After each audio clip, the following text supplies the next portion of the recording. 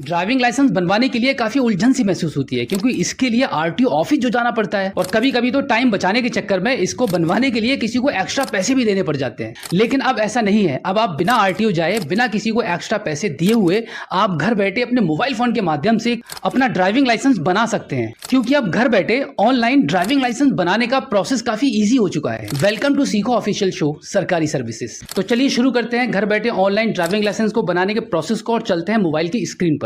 तो इसके लिए सबसे पहले आना होगा आपके मोबाइल फोन के गूगल पर, आप टाइप करेंगे ड्राइविंग लाइसेंस ऑनलाइन अप्लाई, उसके बाद एंटर कर देंगे। एंटर करने के बाद परिवहन.gov.in की वेबसाइट का पहला लिंक आपको दिखाई देगा। इसी लिंक पर आपको क्लिक कर देना होगा, जहां पे सबसे पहला वाला जो ऑप्शन आप देखेंगे ड्राइवर्स ऑब्लिक लर्नर्स लाइसेंस, इस पर आपको जो मोर वाला ऑप्शन यहां पे दिखाई दे रहा है, इस पर आप क्लिक कर दीजिए। क्लिक करने के बाद स्क्रीन को थोड़ा सा ऊपर के साइड में स्क्रॉल करेंगे और यहां पे आप देख रहे हैं कि सेलेक्ट स्टेट नेम, यहां पे क्लिक करेंगे और यहां पे आपका जो भी स्टेट है, जिस भी स्टेट से आप बिलोंग करते हैं, उस स्टेट का नाम यहां से आप चूज कर लेंगे। उसके बाद अप्लाई करने के लिए आपका नया पेज खुल के सामने आ जाएगा, इसको यहां से क्रॉस कर दीजिए। तो फिर आप अप्लाई फॉर लर्नर लाइसेंस वाले ऑप्शन पर आप क्लिक कर दीजिए। अब यहाँ पर इस पेज पर आप देखेंगे ऑनलाइन ड्राइविंग लाइसेंस को अप्लाई करने के लिए कुछ इंस्ट्रक्शन आपको दिखाई दे रहे हैं, जैसे कि आपको सबसे पहले आपका पूरा एप्लीकेशन फॉर्म फिल करना है, उसके बाद आपके डॉक्यूमेंट्स अपलोड होंगे एंड देन आपको फोटो और सिग्नेचर आपको अपलोड करना है। लेकिन इसी के साथ में आपको यह भी बताया गया है कि अगर आप आधार ई-केवाईसी के थ्रू अपना फॉर्म को ऑनलाइन आवेदन करते हैं तो यहाँ पर सिर्फ आपके सिग्नेचर अपलोड होंगे और कुछ नहीं। तो चलिए हम आगे बढ़ते हैं और यहाँ पे नीचे जो ऑप्शन आप देख रहे हैं कंटिन्यू का, इस पर हम क्लिक कर देते हैं। क्लिक करने के बाद यहाँ पर देखिए आपको कुछ ऑप्शन चूज करने के लिए मिलते हैं। जनरल है और भी कुछ नीचे ऑप्शन आपको दिखाई दे रहे हैं, बट आपको हमेशा जनरल वाले ऑप्शन को ही टिक करना है। ये पहले वाले ऑप्शन पे जो टिक है वहीं पे टिक रहने दीजिए, सबमिट कर दीजिए। सबमिट वाया आधार ऑथेंटिकेशन वाले ऑप्शन पर हम क्लिक कर देंगे और उसके बाद हम इसको सबमिट कर देते हैं। इसको हम पहले ओके कर देते हैं। तो यहाँ पे हम आधार वाले ऑप्शन को चूज कर लेते हैं। दो ऑप्शन मिलते हैं आपको बेसिकली, पहला आपको मिलता है आधार, फिर दूसरा मिलता है वर्चुअल आईडी। दोनों के माध्यम से आपका काम हो जाएगा, लेकिन अमूमन लोगों के पास आधार नंबर होता है, तो हम यहाँ पे आधार को चूज कर लेते हैं। आधार चूज करने के बाद यहाँ पे आप नीचे देखेंगे आपको आपका आधार का नंबर यहाँ पे एंटर करना होगा, तो यहाँ पे हम आधार का नंबर एंटर कर देते हैं। आधार नंबर एंटर करने के बाद जनरेट ओटीपी जो लिखा हुआ है, इस पर आप क्लिक कर दीजिए। इस पर क्लिक करने के बाद आप देखेंगे आपके आधार कार्ड में जो नंबर रजिस्टर्ड है उसके लास्ट के 4 अंक यहाँ पर आपको दिखाई दे रहे हैं। इस नंबर पर आपका ओटीपी चला गया है, वो ओटीपी आप यहाँ पे एंटर करेंगे। ओटीपी हमने एंटर कर दिया है। उसके बाद आप यहाँ देखेंगे टर्म्स एंड कंडीशन आपको एक्सेप्ट करनी है, यहाँ पे टिक कर दीजिए और नीचे भी आप टिक कर दीजिए और यहाँ पर भी आप टिक कर दीजिए। अब फाइनली आपको क्या करना होगा, यहाँ पे ऑथेंटिकेशन जो लिखा हुआ है यहाँ पे आप क्लिक कर दीजिए। उसके बाद आप देखेंगे आपके आधार कार्ड में जो डिटेल्स है, आपकी जो पर्सनल इंफॉर्मेशन है वो यहाँ पे आ चुकी है। तो यहाँ पर आप ऊपर की साइड में स्क्रॉल करेंगे और इसको सिंपली आपको भरना नहीं है, ये ऑलरेडी भर चुका है फॉर्म। आप यहाँ पे इसको प्रोसीड कर दीजिए। प्रोसीड करने के बाद आप इसको ओके कर दीजिए। ओके करने के बाद आप देखेंगे यहाँ पे आपकी जो डिटेल्स आ रही है वो कंटिन्यू यहाँ पे आपके आधार कार्ड के थ्रू भरी जा चुकी हैं ऑलरेडी। अब यहाँ पे आपको कुछ भी नहीं करना है, बस आप देख लीजिएगा। अब यहाँ पे देखेंगे आप कुछ चीजें आपको यहाँ पे फिल करनी होती हैं, जैसे कि आपका प्लेस ऑफ बर्थ आपको यहाँ पे भरना होगा।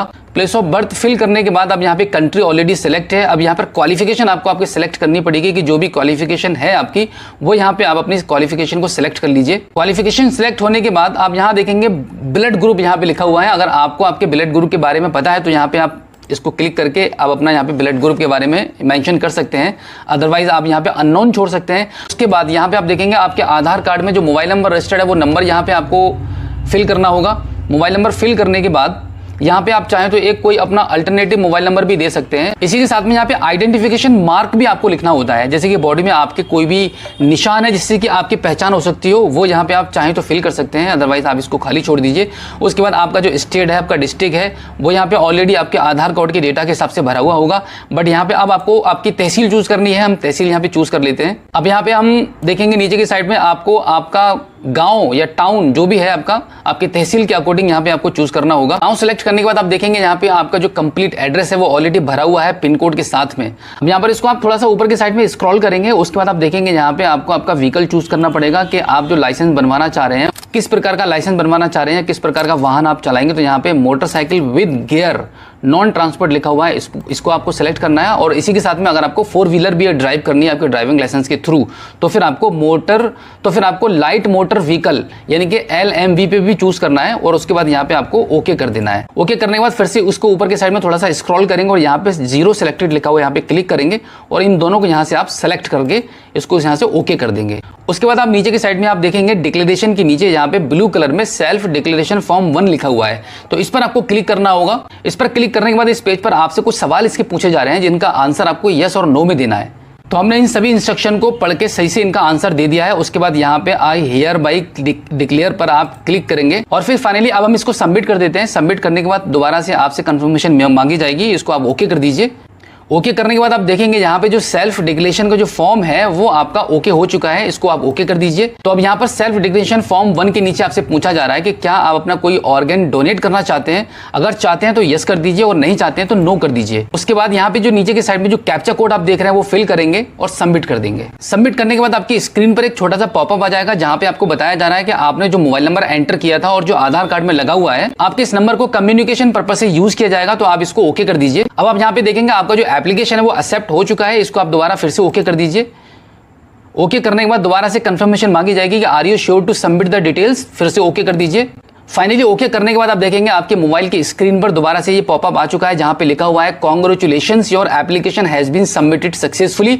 आप इसको दोबारा से ओके कर दीजिए। ओके करने के बाद यहां पर आपको एप्लीकेशन रेफरेंस स्लिप दिखाई देगी, इसको थोड़ा सा ऊपर की साइड में स्क्रॉल करेंगे। अब यहां पे आपका एड्रेस दिखाई दे रहा है और यहां पे आपका आरटीओ लोकेशन आपको दिखाई दे रहा है। अब आप इसको नेक्स्ट कर दीजिए। नेक्स्ट करने के बाद आप देखेंगे यहाँ पे आपका एप्लीकेशन नंबर आ रहा है और आपकी डेट ऑफ बर्थ आ रही है। उसके नीचे आप देखेंगे यहाँ पे आपका कैप्चा कोड आपको दिखाई देगा, कैप्चा कोड यहाँ पे फिल करेंगे और उसके बाद सबमिट कर देंगे। अब यहाँ पर आप देखेंगे आपके इस एप्लीकेशन को कंप्लीट करने के कुछ स्टेप अभी बाकी रह गए हैं। यहाँ पर आपका फोटो और सिग्नेचर आपका अपलोड होना है।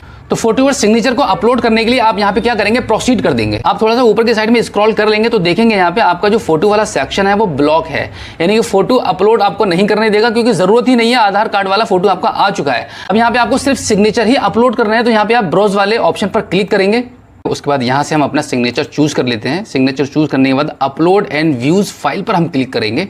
अब यहाँ पर हम save photo and signature image file पर हम क्लिक कर देंगे। थोड़ा सा ऊपर की साइड पे स्क्रॉल करेंगे। अब यहाँ पे हम फाइनली इसको नेक्स्ट कर देते हैं। अब यहाँ पे आप देखेंगे आपका सिर्फ एक ही ऑप्शन बाकी है, आपको सिर्फ पेमेंट करनी है। तो पेमेंट के लिए आप यहाँ पे इसको प्रोसीड कर दीजिए। अब यहाँ पर आपकी पेमेंट डिडक्ट होने वाली है, तो आप पेमेंट के पेज पर आ चुके हैं। इसको आप थोड़ा सा ऊपर की साइड में स्क्रॉल कर दीजिए। अब यहाँ पे आप स्क्रीन पर देखेंगे यहाँ पे आपकी 350 रुपए की पेमेंट आपकी डिडक्ट होने वाली है। अब इसके नीचे आप देखेंगे यहाँ पे आपको पेमेंट गेटवे के ऑप्शन को चूज करना होगा। यहाँ पे आप क्लिक कर दीजिए। क्लिक करने के बाद आप देखेंगे स्टेट बैंक ऑफ इंडिया का नाम यहाँ पे लिखा हुआ आ जाएगा, इसको आप चूज कर लीजिए।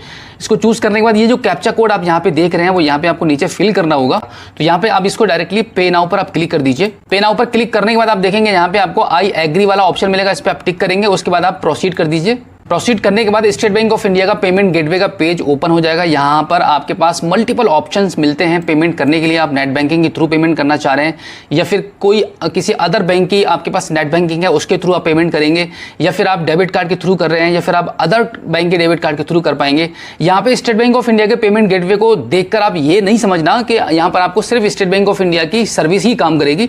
अदर बैंक की फैसिलिटी अगर आपके पास है जैसे net banking, credit card, debit card, तब भी आप पेमेंट कर पाएंगे। ज्यादातर लोगों के पास डेबिट कार्ड होता है यानी कि एटीएम कार्ड अवेलेबल रहता है, तो यहाँ पर हम अदर बैंक के एटीएम कार्ड को चूज करके यहाँ पे हम पेमेंट करने वाले हैं। तो यहाँ पे हम क्लिक कर देते हैं।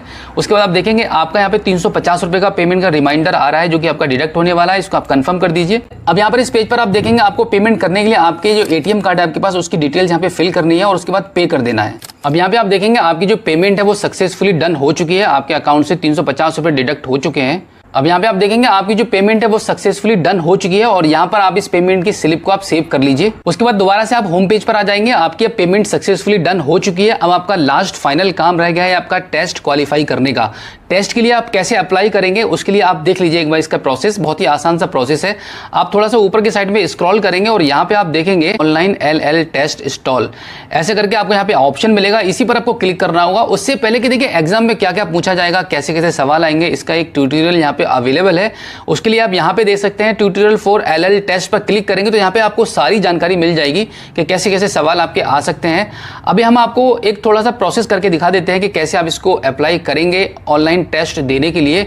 अब यहाँ पे क्लिक कर दीजिए। क्लिक करने के बाद आपका जो एप्लीकेशन नंबर है जो आपके मोबाइल नंबर पर आ चुका होगा वो नंबर यहाँ पर आप डालेंगे और यहाँ पे आप कैप्चा कोड फिल करेंगे और उसके बाद इसको सबमिट कर देंगे। उसके बाद आप स्क्रीन पर देख पा रहे हैं कि यहाँ पे लॉगिन करने के लिए यहाँ पे आपको आपकी डेट ऑफ बर्थ एंटर करनी होगी और उसके नीचे आपको पासवर्ड भरना होगा जो कि आपके रजिस्टर्ड मोबाइल नंबर पर भेजा जा चुका है। अगर नहीं मिल पाया तो यहाँ पे दोबारा से आप रीसेट भी कर सकते हैं। अब यहाँ पर ऊपर की साइड में थोड़ा सा स्क्रॉल करेंगे तो यहाँ पे आपको देखने को मिलता है कि आपके इस टेस्ट को क्वालिफाई करने के 3 अटेम्प्ट आपको मिलते हैं और इसके नीचे आप देखेंगे ये जो मोबाइल का कैमरा ओपन हो चुका है। यहाँ पर इस कैमरे में आपको सीधा सीधा देखा जाएगा कि आप कैसे कैसे टेस्ट को कर रहे हैं, कि क्या आपके आगे पीछे कोई है, आपकी सपोर्ट तो नहीं कर रहा है। तो बिल्कुल इसी प्रोसेस के थ्रू घर बैठे आप अपने ड्राइविंग लाइसेंस के लिए ऑनलाइन टेस्ट को दे पाएंगे। इस छोटे से ऑनलाइन टेस्ट को कंप्लीट करने के बाद आपका लर्निंग ड्राइविंग लाइसेंस बन जाता है। तो ये था घर बैठे आपके मोबाइल फोन के माध्यम से ऑनलाइन आपके ड्राइविंग लाइसेंस को बनवाने का complete process. So I hope आप अच्छे से समझ गए होंगे कि घर बैठे आपके ड्राइविंग लाइसेंस को आप कैसे बनवा सकते हैं। अगर फिर भी आपके मन में कोई सवाल है तो इस एपिसोड के एंड में आप हमें फीडबैक के थ्रू बता सकते हैं।